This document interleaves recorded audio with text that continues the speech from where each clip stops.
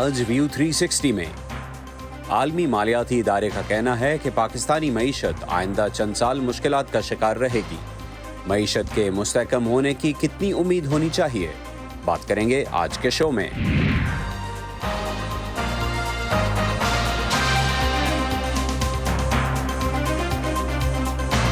Voice of America کے Washington studio سے آپ دیکھ رہے ہیں پروگرام ویو 360۔ میں ہوں محمد عاطف، السلام علیکم اور خوش آمدید۔ عالمی مالیاتی ادارے ورلڈ بینک اور امریکی میڈیا ادارے بلومبرگ کا کہنا ہے کہ پاکستان کو اگلے 2 برس تک شدید معاشی مشکلات کا سامنا رہے گا، لیکن اس کے بعد ملک کی معیشت میں کسی حد تک استحکام لوٹ آئے گا۔ رپورٹس کے مطابق پاکستان کی شرح نمو میں اضافے اور معیشت نے ترقی دکھانا شروع کر دی ہے، جبکہ مہنگائی میں بھی 2 سال کے بعد کمی واقع ہونا شروع ہو گئی ہے۔ ورلڈ بینک کے تازہ تخمینوں کے مطابق رواں مالی سال سے پاکستان کی اقتصادی ترقی میں بہتری آنے کی توقع ہے، لیکن آئندہ 2 سال تک یہ 3% سے کم رہے گی۔ مبصرین کا کہنا ہے کہ پاکستان میں معاشی استحکام کے آثار نمایاں ہونا مثبت پیش رفت ہے، تاہم ترقی کے حصول کے لیے سخت معاشی اصلاحات پر کام کرنا ہوگا۔ ورلڈ بینک نے منگل کو اپنی ایک رپورٹ میں کہا ہے کہ مسلسل تجارتی خسارے اور محدود بیرونی سرمایہ کاری اور قرضوں کے باعث پاکستان کو زر مبادلہ کے ذخائر کی کمی کا سامنا رہے گا۔ رپورٹ کے مطابق IMF کے رواں سٹینڈ بائی ایگریمنٹ کے مکمل ہو جانے اور قرضوں کے رول اوور ہونے کے باوجود زر مبادلہ کے ذخائر کم ہی رہیں گے۔ ورلڈ بینک نے کہا ہے کہ رواں سال ملک کی مجموعی قومی پیداوار 1.8% رہے گی، جبکہ توانائی کی بلند قیمتوں کے باعث مہنگائی 26% رہے گی۔ کرنٹ اکاؤنٹ خسارہ 0.7% رہے گا۔ رپورٹ میں کہا گیا ہے کہ ملک کی معاشی صورتحال کو کئی چیلنجز کا سامنا ہے، جس کی ایک بڑی وجہ ٹیکس ٹو GDP ریشو ہے، جو کہ مجموعی قومی پیداوار کا محض 10% ہے۔ رپورٹ میں یہ بھی کہا گیا ہے کہ وہ حکومتی ادارے جو 2016 سے مسلسل خسارے میں ہیں، انہیں امداد، قرضے اور مالی رعایتیں دینا بھی معاشی زبوں حالی کی بڑی وجوہات ہیں۔ اور آپ کو بتاتے چلیں کہ ملکی معیشت کے مستقبل پر آج کے شو میں ہم بات کریں گے معاشی ماہرین کے ساتھ، لیکن پہلے آپ کو ایک رپورٹ دکھاتے ہیں کہ پاکستان کے قومی ادارہ برائے شماریات کے مطابق رواں مالی سال کے پہلے 9 ماہ یعنی جولائی 2023 سے مارچ 2024 تک ملک میں مہنگائی کی مجموعی شرح 27.6% رہی۔ ادارہ شماریات کے اعداد و شمار اپنی جگہ، لیکن بازار میں اشیاء خورد و نوش کی قیمتیں اب بھی بلند ہیں۔ تفصیلات ریاض حسین کی رپورٹ میں۔ پرچون کا کاروبار کرنے والے تاجر عابد حسین کا کہنا ہے کہ گزشتہ 2 ماہ سے اشیاء خورد و نوش جیسے گندم، چینی اور دالیں سستی ہو گئی ہیں۔ ان کا کہنا ہے کہ چاول کی قیمت 380 روپے سے کم ہو کر 360 روپے ہو گئی ہے۔ 20 کلو آٹے کی قیمت 2900 روپے سے کم ہو کر 2700 روپے پر آ گئی ہے، جبکہ 50 کلو چینی کی قیمت 7100 سے گر کر 6900 روپے ہو گئی ہے۔ کچھ چیزیں ایسی ہیں جو حکومت نے سستی کر دی ہیں، لیکن وہ پھر بھی مہنگی ہیں، جیسے بڑا گوشت، چھوٹا گوشت اور مرغی کا گوشت سرکاری قیمت پر دستیاب نہیں ہے۔ مردان شہر میں انتظامیہ نے گائے کے گوشت کی قیمت 700 روپے مقرر کی ہے۔ گزشتہ سال اس کی قیمت 550 روپے تھی، لیکن اس وقت مارکیٹ میں یہ گوشت 1000 روپے فی کلو میں دستیاب ہے۔ چھوٹے گوشت کی سرکاری قیمت 1300 روپے ہے، لیکن یہ 1800 روپے میں فروخت ہو رہا ہے۔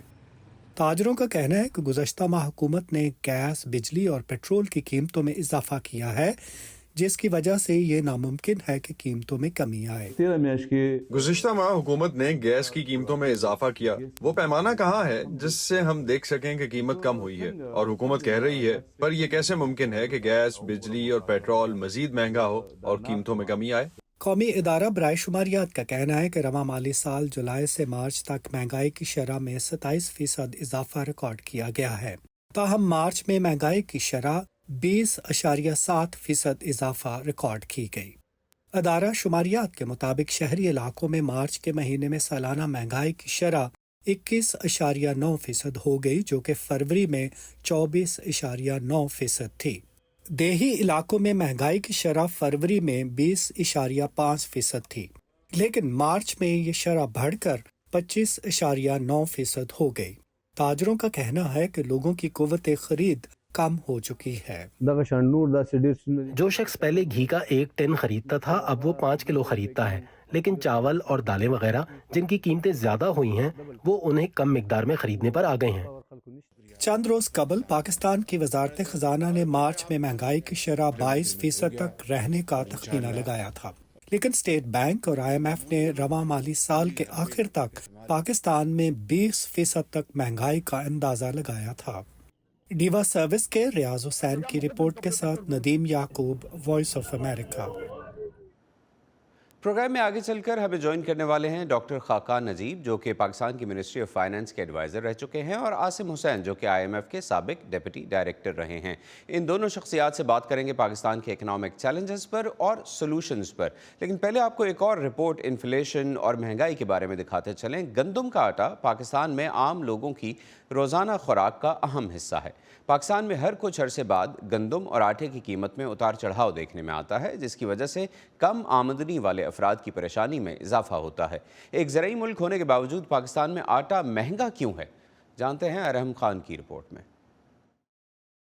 میرے میاں کی سیلری ہے 30,000 روپے، 30,000 میں سے ہمارا کم از کم 7-8 ہزار روپے ہر مہینے بل آتا ہے۔ اس کو نکال کے آپ خود سوچیں، بچے چھوٹے چھوٹے بچے اسکول جاتے ہیں، گھر کے 8 افراد ہیں، ان کے لیے ایک مہینے میں یہ 2 تھیلی آٹا ملتا ہے۔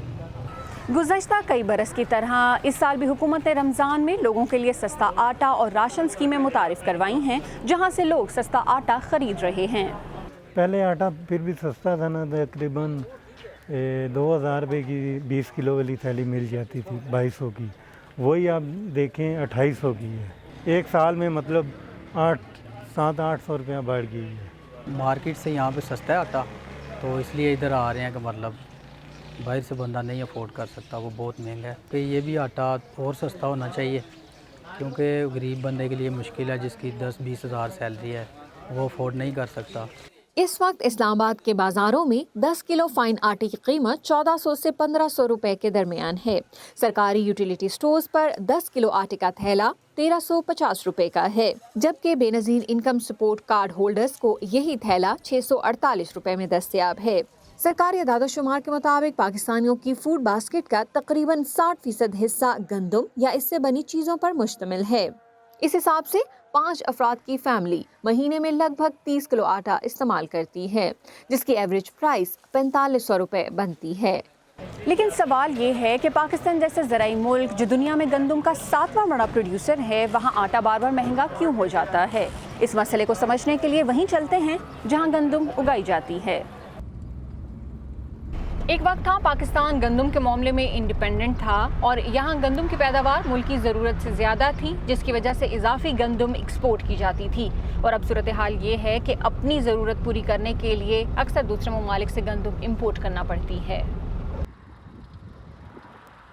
اس وقت گندم کی فصل تیار ہے اور اس سال اچھی فصل کی توقع ہے، لیکن گندم کی سپورٹ پرائس یعنی کم سے کم قیمت جس پر گندم خریدی جائے گی وہ 3900 روپے فی من مقرر کی گئی ہے، جس کی وجہ سے آٹے کی قیمت مزید بڑھنے کا امکان ہے۔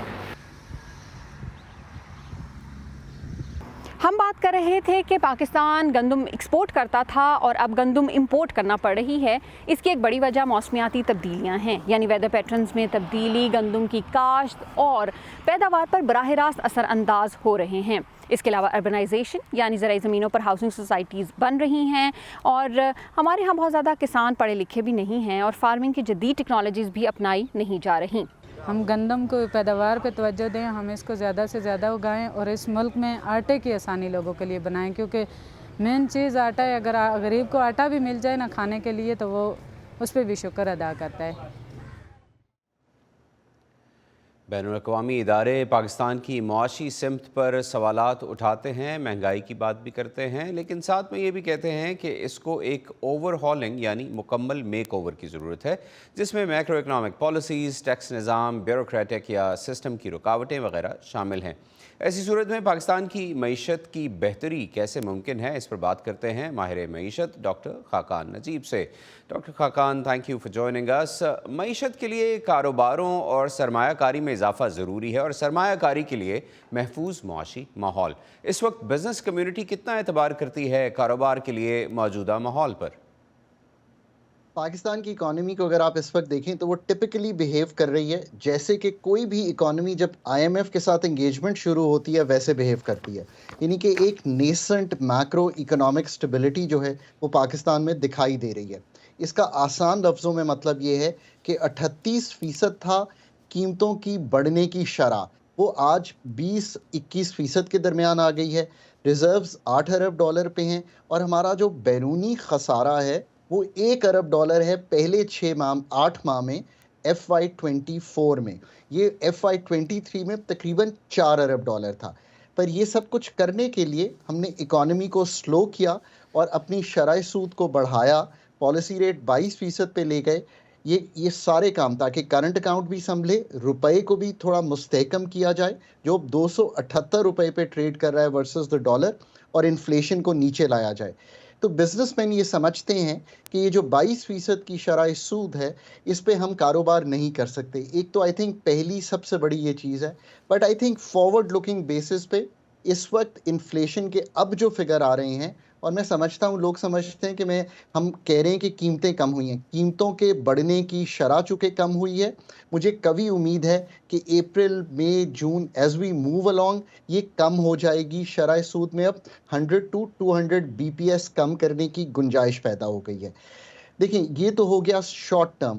ایک ہماری مارکیٹ اچھا بیہیو کر رہی ہے. تھوڑا سا آپ یہ بھی دیکھیے کہ انٹرنیشنل بانڈ پاکستان کا کتنا اسٹرینگتھن ہوا ہے، کیونکہ سب کو معلوم ہے کہ ہم اپریل کی بانڈ پیمنٹ کرنے کے لیے اب کمفرٹیبل ہیں. ہیونگ سیڈ دیٹ، یہ جو اس وقت کا تھوڑا سا کانفیڈنس ہے، اس کا قطعی مطلب یہ نہیں ہے کہ ہمارے جو دیرینہ مسائل ہیں، ہمارا جو اس وقت مالیاتی خسارہ ہے وہ تیسرا سال ہے 7.5-8% کا، یہ انٹینیبل ہے پاکستان کے لیے. انرجی کے جو خسارے ہیں وہ انٹینیبل ہیں پاکستان کے لیے. پاکستان کی جو پرائیویٹ سیکٹر لیڈ گروتھ ہے وہ اس لیے نہیں ہے کیونکہ footprint of the government بہت ہیوی ہے. SOEs، ریگولیشن اور گورنمنٹ کی پالیسی میکنگ، یہ تینوں ایک بھاری پڑ رہی ہیں کہ ہم ایک پرائیویٹ سیکٹر لیڈ گروتھ کی طرف جائیں. اور یہ انڈر پن بھی نہیں ہے گڈ میکرو پالیسی سے، بیکاز میں نے کہا میکرو پالیسیز میں فسکل اچھی نہیں ہے. ایکسچینج ریٹ کو بھی ہم نے کوشش کی سنبھالنے کی، اب ہم موو کر رہے ہیں to a market based exchange rate. اور مانیٹری پالیسی بھی بہتر اس طرح ہو سکتی ہے کہ کئی دفعہ ہم نے لیگ سے ریئیکٹ کیا ہے. دوسری چیز جو ہمیں کاروباری لوگوں کے ساتھ کرنی ہے وہ یہ ہے کہ they have to become part of the global trade.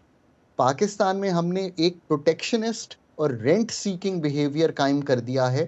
جب ہم گاڑیوں کی صنعت کو، ایک مثال دے رہا ہوں، جب ایک پروٹیکشن دے کے پاکستان میں ہی بکواتے ہیں، یہ گاڑی بکنی چاہیے کہیں باہر، یہ گاڑی کے پارٹس بکنے چاہیے کہیں باہر، تو پاکستان گلوبلی کمپیٹیٹیونیس کی طرف جائے گا. دوسری یہ چیز ہے کہ ہم بہت چونکہ کنزمپشن اورینٹیڈ سوسائٹی ہیں تو لوگ سیونگ نہیں کرتے. پاکستان کا انویسٹمنٹ ٹو GDP آج 14% بھی نہیں ہے. جن ملکوں نے دنیا میں ترقی کی ہے، آخری جملہ یہ ہے، وہ 30% کم از کم انویسٹمنٹ ٹو GDP لے کے جاتے ہیں تاکہ گروتھ کریٹ کی جا سکے. رائٹ. اسی میں تھوڑا اگر آپ جو بات کر رہے تھے اسی کو تھوڑا سا اگر آپ مزید ایکسپینڈ کر سکیں کہ جو پابندیاں، جیسے آپ نے کہا کہ حکومت بہت زیادہ کنٹرول کرتی ہے، حکومت کو اپنا فٹ پرنٹ کم کرنا ہوگا اور پرائیویٹ سیکٹر لیڈ گروتھ پہ توجہ دینی ہوگی. تو جیسے یہ پابندیاں ہیں یا توانائی کی قیمتیں ہیں جن میں ہر چند ماہ بعد اضافہ ہو جاتا ہے، ایک کمزور ٹیکس پالیسی ہے، اور اس طرح کے اور کئی مسائل ہیں جو کاروبار کو بھی متاثر کر رہے ہیں. اور اس کے ساتھ ساتھ چونکہ آپ نے ابھی یہ بات کی کہ ایکسپورٹ ٹو GDP ریشو بھی بہت لو ہے، تو اس کو بڑھانے کے لیے حکومت کو تبدیلیاں کیا لانی چاہیے؟ دیکھیے، ایک تو سب سے یہ ہے کہ سرٹنٹی یہ پیدا کریں کہ we are able to do good policies. یہ سرٹنٹی نہ پیدا کریں کہ جو کنٹینیو کر رہی ہیں پالیسیز. پہلے IMF کی انگیجمنٹ کے لیے تھوڑا سا ہوم ورک کر لیں تاکہ اپنا ایک پلان سامنے رکھ سکیں. ابھی میں نے لکھا بھی ہے ایک پاکستان کے لیے ایک 12 پرنسپلز پہ بیسڈ پلان کہ کیسے IMF سے انگیج کیا جائے. اور اس میں میں نے کہا ہے کہ آپ تھوڑا سا نکلیے اس چیز سے کہ اکانومی کو ہم نے آسٹیریٹی پہ چلانا ہے، بلکہ ان کو کہیے کہ آپ ایک ڈی ریگولیشن کا فریم ورک لے کر آگے چلنا چاہتے ہیں. اس سے مطلب یہ ہے کہ جتنی ایجنسیز ہیں ان کو کم کیسے کریں گے، جو ریگولیشن ہے ان کو کاٹیں گے کیسے، اور ڈومیسٹک انویسٹر کے لیے آسانی کیسے پیدا کریں گے. نمبر 2، جو جب تک اپنا ایکسپینڈیچر نہیں سنبھالیں گے تاکہ لوگ اپنا سوشل کانٹریکٹ پاکستان سے رینیو ہوتا دیکھیں. وہ یہ دیکھیں کہ میری کوالٹی آف سپینڈنگ اچھی ہے، وہ یہ دیکھیں کہ ڈیولپمنٹ سپینڈنگ پروونسز اپنا کام کر رہی ہیں اور سینٹر اپنا کام کر رہا ہے. ابھی بہت بڑا بوجھ سینٹر لیے ہوئے ہے جس کی وجہ سے ایکسپینڈیچرز جو ہیں ہیو گون ہی وائے. اور پینشن کا ریفارم، اسی طرح پاکستان کی ڈیٹ ری پروفائلنگ ہونے والی ہے. میں نے اس لیے یہ چیز سامنے رکھی ہے کہ فنڈ کے پروگرام میں جانے کے بعد یا انگیجمنٹ کے بعد budget would become the instrument that the government has to create that confidence کہ ہم نے اپنا گھر یعنی کہ جو فسکل فیڈرل فریم ورک ہے اس کو ٹھیک کرنا شروع کیا ہے. یہ سب سے امپورٹنٹ گورنمنٹ کے سگنل جو ہوگا. اقدامات ہیں انہی پر ایک اور سوال میں آپ سے کرنا چاہتا ہوں کہ ایک تنقید کی جا رہی ہے موجودہ وزیر خزانہ کو جو اہم فیصلے کرنے والی بعض کمیٹیاں ہیں ان میں شامل نہیں کیا گیا ہے. کیا وجہ ہو سکتی ہے اس کی؟ اس سے حکومت کی سنجیدگی کے بارے میں کیا پتہ چلتا ہے؟ دیکھیے، اکنامک گورننس پاکستان کا وہ مسئلہ ہے یا انرجی سیکٹر گورننس پاکستان کا وہ مسئلہ ہے، جتنا مرضی اس کو اسٹرینگتھن کر لیں وہ کم ہے. میں ہمیشہ اس کو ایک چیز ایکسپلین کرتا ہوں کہ کوئی بھی ایک وزیر جو ہے وہ ملک کی تبدیلی کا باعث نہیں بنے گا. ایک تو ساری جو اکنامک وزارتیں ہیں آپ کو ان سب کو ٹیکنوکریسی لا کر ٹھیک کرنا پڑے گا. یہ آج کی گفتگو کا سب سے امپورٹنٹ پوائنٹ ہے. میں اس کو اس طرح سمجھاتا ہوں، آپ نے ڈیموکریسی پیدا کی ہے، ایک ایس آئی ایف سی کے تھرو بیوروکریسی اور اسٹیبلشمنٹ کٹھے ہوئے ہیں، پر پاکستان کی ٹیکنوکریسی جو ہے وہ مسنگ ہے اس پکچر سے، اور وہ آؤٹ سورسڈ ہے کمپلیٹلی کنسلٹنسیز ملٹی لیٹرلز کو. اس چیز کو واپس لائیں. کوئی بھی ملک اپنی تھنکنگ لیے بغیر کبھی بھی آگے نہیں جا سکتا. جہاں تک کمیٹیز کا تعلق ہے، جو میجر کمیٹیز ہیں ابھی بھی ان کے پاس ہیں. میرا خیال ہے ایک سی سی آئی نہیں ہے، اس میں ہی can be always invited as a member, but ہمیں یہ سارا paraphernalia around the economic, around the energy ministries بنانا پڑے گا. کرنا پڑے اس گا. لیے کہ پاکستان جی بہت شکریہ خاقان صاحب، آپ نے ہمارے لیے وقت نکالا. اس سیگمنٹ کا وقت اب ختم ہو رہا ہے. اسی گفتگو کو آگے بڑھاتے ہیں اور اب ہمیں جوائن کر رہے ہیں آئی ایم ایف کے سابق ڈپٹی ڈائریکٹر عاصم حسین. عاصم صاحب بہت شکریہ ہمیں جوائن کرنے کے لیے.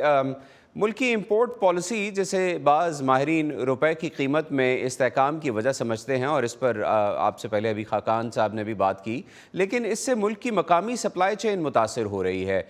کیا امپورٹ کو محدود رکھ کر دوررس نتائج حاصل کیے جا سکتے ہیں؟ تو اس مسئلے پر روشنی ڈالنے کے لیے میں ایک مثال پیش کرتا ہوں کہ آپ سمجھیں کہ فرض کریں کہ موسم کی خرابی سے یا کسی اور وجہ سے پیداوار گیہوں کی اس مہینے اچھی نہیں ہوتی، تو اس کی وجہ سے آٹے کی قیمت پہ دباؤ پڑتا ہے. تو اگر حکومت یہ فیصلہ کرتی ہے کہ آٹے کی قیمت کو بڑھنے سے روکنے کے لیے ہم آٹے کا استعمال پر پابندی لگا دیں، تو اس سے کیا مسئلہ حل ہو جائے گا؟ تو میں سمجھتا ہوں کہ نہیں ہوگا حل. بتیری اس کی وجوہات ہیں. ایک تو یہ کہ جو آٹے کی ضرورت ہے، ڈیمانڈ ہے، اور اس میں کمی اس وجہ سے تو نہیں آئے گی. لوگ کوشش کریں گے کہ آٹا پھر بھی ملے. دوسری طرف آٹے کی جو پیداوار ہے اس میں بھی اضافہ نہیں ہوگا، چونکہ جو کاشت کرنے والا ہے گیہوں کا، اس کو بھی زیادہ آمدنی تو نہیں ملے گی، تو وہ کیوں اور مزید کاشت کرے. اگر تو حکومت بڑھنے دے قیمتوں کو تو کاشت بھی بڑھ جائے گی، اور جو لوگ گیہوں کے آٹے کے بجائے مکئی کا آٹا استعمال کر سکتے ہیں شاید وہ اس طرف تھوڑا جائیں، تو ڈیمانڈ میں بھی کمی آئے گی اور معاملہ اس طرح سے امید رکھی جا سکتی ہے کہ ٹھیک ہو. یعنی جو ہی آپ یہ کہنا چاہ رہے ہیں کہ جو ہی پابندی ہٹے گی یہ قیمتیں ایک دم سے دوبارہ بڑھنا شروع ہو جائیں گی. سو اس کو روک کے رکھنا از ناٹ دا سولوشن. ایک اور جو بڑا مسئلہ ہے اور گزشتہ کئی حکومتیں اسے حل کرنے میں ناکام رہی ہیں، وہ ہے پاکستان کا انٹرنل ڈیٹ. کیا ایسے اقدامات ہیں جو کہ موجودہ حکومت کو کرنے چاہیے تاکہ وہ گردشی قرضوں کو کم کر سکے؟ دیکھیے نا، یہ پاکستان کا جو انٹرنل ڈیٹ ہے جس کی وجہ سے مطلب حکومت ادھار لیتی ہے، اس وجہ سے کہ حکومت کے اخراجات حکومت کی آمدنی سے کہیں کم ہیں. تو اس کو پھر حکومت کو ضرورت پڑتی ہے کہ یا تو پیسے چھاپے جائیں یا بینکوں سے قرضہ لیا جائے. بینکوں سے قرضہ تبھی لیا جا سکتا ہے کہ ان کو کسی طرح سے لیکوڈیٹی ملے، وہ اسٹیٹ بینک دیتا ہے. تو جب روپے زیادہ سرکولیٹ ہوتے ہیں معیشت میں تو روپے کی قیمت پہ دباؤ پڑتا ہے، ڈالر کی قیمت بڑھتی ہے. تو اس کا حل تو صرف بنیادی ایک ہی ہے کہ اخراجات پہ کچھ قابو لایا جائے اور آمدنی حکومت کی کسی طرح سے بڑھائی جائے. تو ایک شہباز اور بات حکومت کو جی کہیے. جی ایک اور بات میں اس میں اور کہوں گا کہ اگر جب کنٹرول لگتے ہیں نا، جو میں آٹے کا آپ کو مثال دے رہا تھا، جب کنٹرول لگتے ہیں تو اس وقت جب کسی چیز میں بھی کمی آ جاتی ہے، اور ظاہر ہے آپ سوال پوچھ رہے ہیں فارن ایکسچینج کی یا ڈالر کی کمی پہ، تو کس کو پھر جب کمی کی صورت ہوتی ہے تو کس کو ملتا ہے؟ ہر ایک کو تو نہیں ملتا. تو ظاہر ہے جس کی پہنچ ہے، جس کی سفارش ہے، اس کو ملے گا. تو وہ بھی بات صحیح نہیں. یعنی اس کا کاروباروں پر بھی ہوتا ہے، معیشت پر بھی ہوتا ہے.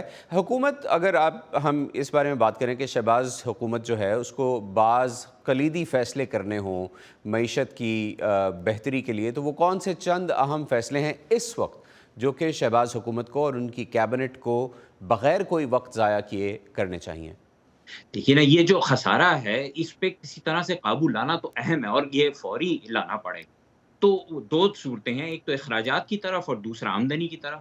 اخراجات میں آسان بات ہے کہنا، لیکن کرنا مشکل ہے کہ فضول خرچی پہ ذرا کمی کی جائے. اب فضول خرچی ایسی صاف تو نہیں ظاہر ہوتی، لیکن اب مثال میں آپ کو اس میں بھی دے سکتا ہوں کہ جہاں کوئی سبسڈی دی جا رہی ہے کسی کو، کسی خاص سیکٹر کو، کسی خاص انڈسٹری کو، تو سوچیں کہ وہ شاید ایسی جگہ جا رہی ہے جہاں اتنی ضرورت نہ ہو، اور شاید جس کو مل رہی ہو اس کے کوئی سفارش ہو، شاید اس کی کوئی پہنچ ہو. تو بہترین استعمال اس حکومت کے پیسے کا یہ نہیں ہو رہا. وہ اگر کوئی صحیح استعمال میں جائے تو شاید فائدہ ہو.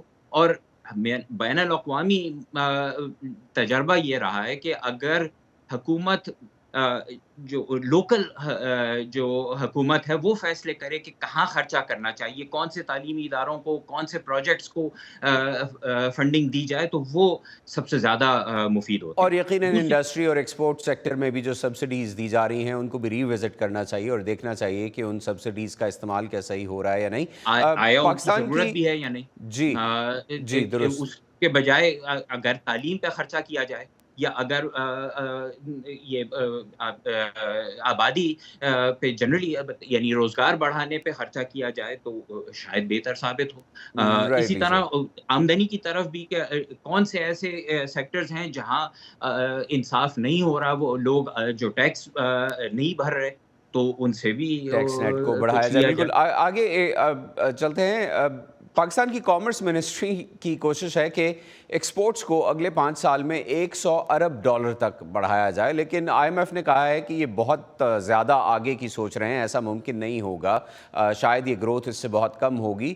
100 ارب کا ٹارگٹ حاصل کرنے کے لیے کیا بنیادی اصلاحات لانی ہوں گی؟ تو حضور 100 ارب روپے کا ٹارگٹ تک پہنچ سکتے ہیں یعنی 5 سال میں، یہ تو میں نہیں جانتا، لیکن میرے حساب سے ٹارگٹ ایکسپورٹ کا نہیں ہونا چاہیے، بلکہ ٹارگٹ ہونا چاہیے روزگار کا، کہ آپ روزی پہنچا سکیں اپنی آبادی کو، اپنے پاکستانیوں کو. تو اس سلسلے میں میرے خیال سے جو زور ہونا چاہیے وہ تعلیم پہ ہونا چاہیے اور انویسٹمنٹ پہ ہونا چاہیے. ڈائریکٹ ایکسپورٹ پہ ٹارگٹ رکھنے کا میرے خیال سے کوئی خاص معنی نہیں ہے. اگر انویسٹمنٹ ہوگی، چاہے وہ ایکسپورٹ انڈسٹریز میں ہو، چاہے وہ ایسی انڈسٹریز میں ہو جس میں اندرونی ملک کے استعمال کی پیداوار بڑھے، تو وہ صحیح. یقیناً. بہت شکریہ عاصم صاحب، آپ نے ہمیں جوائن کیا اور آپ کہہ رہے تھے کہ اکنامک گروتھ سے پہلے روزگار کی گروتھ پر کام کرنا چاہیے اور وہ ultimately it will turn into economic growth. اسی پر ختم کرتے ہیں آج کا ویو 360. محمد عاطف کو آج کے شو سے اجازت دیجیے. اپنا خیال رکھیے گا، کل پھر ملیں گے. خدا حافظ.